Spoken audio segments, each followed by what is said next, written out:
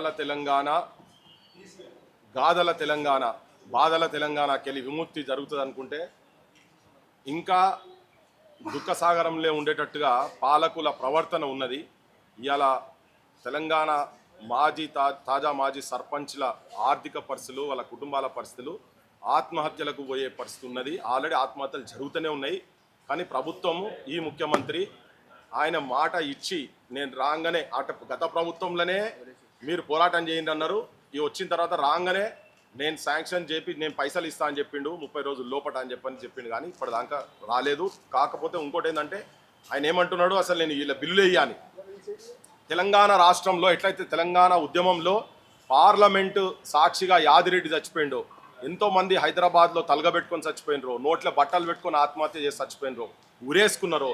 అట్లా ఇవాళ సర్పంచుల కుటుంబాలలో కూడా గట్నే చచ్చిపోయే పరిస్థితి ఉన్నది. యాదిరెడ్డి లెక్క ఇవాళ రేపు 2 రోజులల్లా ఈయన లోకల్ బాడీ ఎలక్షన్స్కు కాంగ్రెస్ పార్టీ బిల్లులు ఇవ్వకుండా పోతున్నదని భయంతో కొంతమంది సర్పంచులు అసెంబ్లీ ముంగట ఆత్మహత్య చేసుకోవాలని ఒక ఆలోచన చేసినటువంటి వాళ్ళతో మాట్లాడి నివారించడం చేయడం జరిగింది. ఇది తెలంగాణ ప్రజలకు చెప్పదలుచుకున్నా నేను, ఈ రాజకీయ వ్యవస్థ కూడా చెప్పదలుచుకున్నా నేను. దీనిలో ఏం అబద్ధం లేదు. ఇది జరగబోతున్నది, ఆపినము. కానీ ఎవరు ఎట్లా ఆలోచిస్తారో మాకు తెలియదు. రేపు ఇటువంటి అనర్థాలు జరగకుండా ఉండాలంటే ముఖ్యమంత్రి నీకు సలహా చెప్తున్నా, సూచన చేస్తున్నా, హెచ్చరిస్తున్నా. నువ్వు చరిత్రలో యాదిరెడ్డి లెక్క చచ్చిపోయినట్టుగా నువ్వు కూడా చరిత్రహీనుని లెక్క ఇక్కడ కూడా ఒక సర్పంచ్ ఆత్మహత్య చేసుకుంటే తెలంగాణ సమాజం, తెలంగాణ రాష్ట్రం బతుకున్నంత వరకు నీ పేరు ఒక విశ్వాసఘాతకునిగా, ఒక దుర్మార్గునిగా, ఒక ద్రోహిగా నువ్వు నిలబడబోతున్నావు. ఉన్నోళ్లకు పైసలు ఇస్తున్నారు మీరు, లేనటువంటి సర్పంచ్లను రోడ్ల మీద తీసుకొచ్చి చెప్పుకోలేక బయట తెల్ల బట్టలు వేసుకొని తిరుగుతున్నారు. ఊపర్సే షేర్వాణి అందరిసే పరేషాని లెక్క వీళ్ళ బతుకులు ఉన్నాయి. నువ్వు వెంటనే సర్పంచ్ల బిల్లులో శాంక్షన్ చేయండి. ఒకవేళ జరగకూడదు ఏదన్నా హైదరాబాద్ పట్టణంలో కనుక సర్పంచ్లు ఎవరైనా వచ్చి ఆత్మహత్యలు చేసుకుంటే కాంగ్రెస్ వాళ్ళు మీరు ఊర్లల్లా తిరిగే పరిస్థితి ఉండదు. మీరు ఒక్కసారి గమనించండి. మీ ఎమ్మెల్యేలు, ఎంపీలు మీరు బయట కాంట్రాక్ట్ చేసి సంపాదించినట్టు వీళ్ళు సంపాదించుకోలేదు. వీళ్ళంతా పేదరికంలో పోయి ఉన్నారు. వీళ్ళు ఊర్లో బడి కట్టిండ్రు, రోడ్లు వేసిండ్రు, ఆడుకుంటందుకు క్రీడా ప్రాంగణాలు పెట్టిండ్రు, చచ్చిపోతే సావుకు చక్కగా లేదని చెప్పి క్రీడా ప్రాంగణాలు కట్టించిండ్రు. ఇవన్నీ వీళ్ళు సొంతంగా కాదు, ప్రభుత్వం ఒత్తిడి చేస్తే కట్టించినవి ఇవి. అందుకనే వాళ్ళ పైసలు వాళ్ళకి ఇవ్వాల్సిన అవసరం ఉన్నది. రైతులకు ఇబ్బంది కావద్దని చెప్పి రైతు వేదికలు కావచ్చు, ఇట్లా చాలా డెవలప్మెంటల్ వర్క్స్, కమ్యూనిటీ హాళ్ళు, ఆడలకు సంబంధించినటువంటి కొన్ని ఊర్లల్లో బడులు అర్రలు కట్టించిండ్రు పిల్లలకు ఇబ్బంది కావద్దని. ఇది ఊర్లలకు చేసినటువంటి పనుల బిల్లు మాత్రమే వాళ్ళు అడుగుతున్నారు. ఇంకొక ఆత్మహత్య జరగవద్దు తెలంగాణలో. యాడ ఆత్మహత్య జరిగితే మేము పబ్లిక్గా ప్రకటిస్తున్నాం.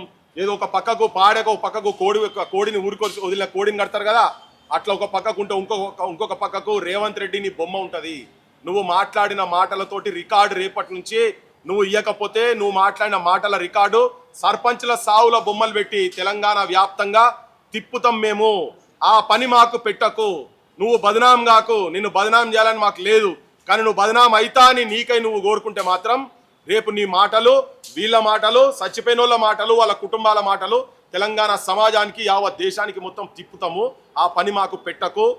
మళ్ళొక్కసారి ఆఖరికి ఒక మాట చెప్పి ముగిస్తుంది. ఏంటంటే అసెంబ్లీ ముంగట ఆత్మహత్యలు జరగకుండా నివారణ చేయాల్సినటువంటి బాధ్యత నీ మీద ఉంది. సర్పంచుల మానసిక స్థితి అట్లున్నది కాబట్టి నీకు హెచ్చరిస్తున్నా, సలహా ఇస్తున్నా, సూచన చేస్తున్నా. తర్వాత నీ కర్మ.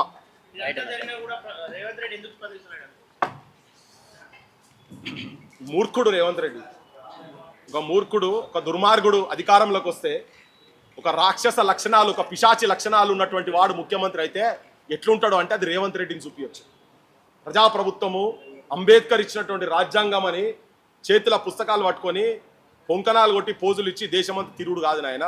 నీ రాష్ట్రం ఇక్కడ కాలిపోతున్నది.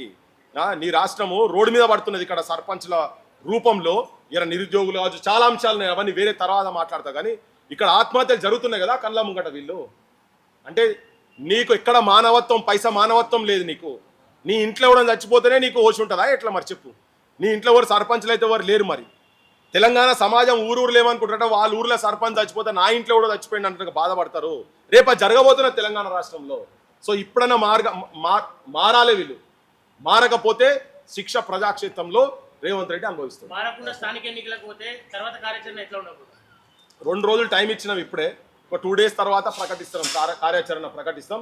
ఇన్ని రోజులు చాలా ఓపికతోటి ఈగొస్తుంది కావచ్చు, అగొస్తుంది కావచ్చు, ఎందుకు ఈ నెంబర్ ఎందుకు పడాలి, ఈ ప్రభుత్వం వెనుక ఎందుకు పడాలి అని చెప్పని ఆగినాం అంతనే తప్ప ఇక కార్యాచరణ ఉంటుంది, బరాబర్ కార్యాచరణ ఉంటుంది.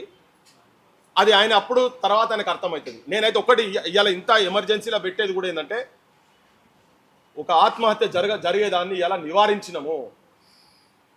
వాళ్ళ మానసిక స్థితి అట్లున్నది, సర్పంచ్ల మానసిక స్థితి అట్లున్నది, పేదరికంలో చాలా అవమాన పడుకుంటూ ఉన్నారు. కాబట్టి ఇవాళ రాష్ట్రానికి జరిగేటువంటి ఒక అరిష్టాన్ని ఆపినాం. ఓకే, ఇక జరగకపోతే ఎవరి చేతిలో ఏముంటుంది, మన చేతిలో ఏముంటుంది చెప్పు. ఈయన పబ్లిక్లా అన్నాడు కదా, నేను చేసుకున్నది రెడీగా ఉన్నా అని. ఎవరన్నా అంటే నేను వీళ్ళు వాళ్ళని చెప్తలేం, అందరు మనకు చెప్పి చేయరు కదా. ఈవెన్ తెలంగాణ ఉద్యమం అప్పుడు కూడా చాలా మంది అన్నా మేము బాంబులు ఇస్తే మేము పట్టుకపోయి లగడపాటిని చంపుతాము, రాయపాటిని చంపుతాం, ఇట్లా అనేటోళ్ళు చాలా మంది ఇంజనీరింగ్ ఫ్రెషర్స్ వచ్చింది మాట్లాడితే, వద్దు అట్లా చేయొద్దు, అది కరెక్ట్ కాదు అని చెప్పి ఆపినాం. ఆత్మహత్యలు కూడా చాలా ఆపగలిగాం, కానీ చెప్పకుండా చేసేటోళ్ళు మస్తు మంది ఉంటారు కదా. జై భీమ్ జై సంవిధానం చెప్తా ఉన్నారు. మరి తెలంగాణలో మరి రేవంత్ రెడ్డి గారు మరి ఇట్లా సంవిధానం కాపాడుతున్నారా, ఇట్లా చేస్తున్నారు? రేవంత్ రెడ్డి గారు సంవిధానం కాపాడు కాదు, బొందబెడుతున్నాడు, తగలబెడుతున్నాడు. కరెక్ట్ చెప్పాలంటే రాజ్యాంగ పరం ఇచ్చినటువంటి వాళ్ళ మేనిఫెస్టోనే ఇంప్లిమెంట్ చేస్తలేవు. రాజ్యాంగం దాకా ఎందుకు? ఇప్పుడు అరెస్టులు 420 హామీలు అవే కదా వాళ్ళు పెట్టి. అందుకే ఉట్టిగా అనలే, బ్లఫ్ మాస్టర్ 420 అని టైటిల్ ఆయనకి ఇచ్చింది. అందుకే ఇప్పటిదాకా అయ్యింది, నువ్వు చేయకపోతే బ్లఫ్ మాస్టర్ అని పెట్టి రేపు పొద్దుగాల తిరుగుడే. ఇవన్నీ ఉట్టి చేతులు అవి పట్టుకొని జోకర్ల లెక్క తిరిగి బ్రోకర్లు. మీరు ఆల్రెడీ రాజకీయ పార్టీలు వీళ్ళ ఈ పార్టీలన్నీ బిజినెస్ చేసే దగ్గర, పెద్ద పెద్ద బిజినెస్ మెన్ల దగ్గర మీరు పైసలు తీసుకొని వెళ్ళదీస్తున్నారు, కానీ వీళ్ళ జేబులు కొట్టకనని చెప్పి విజ్ఞప్తి చేస్తారు. థ్యాంక్ యూ అన్న.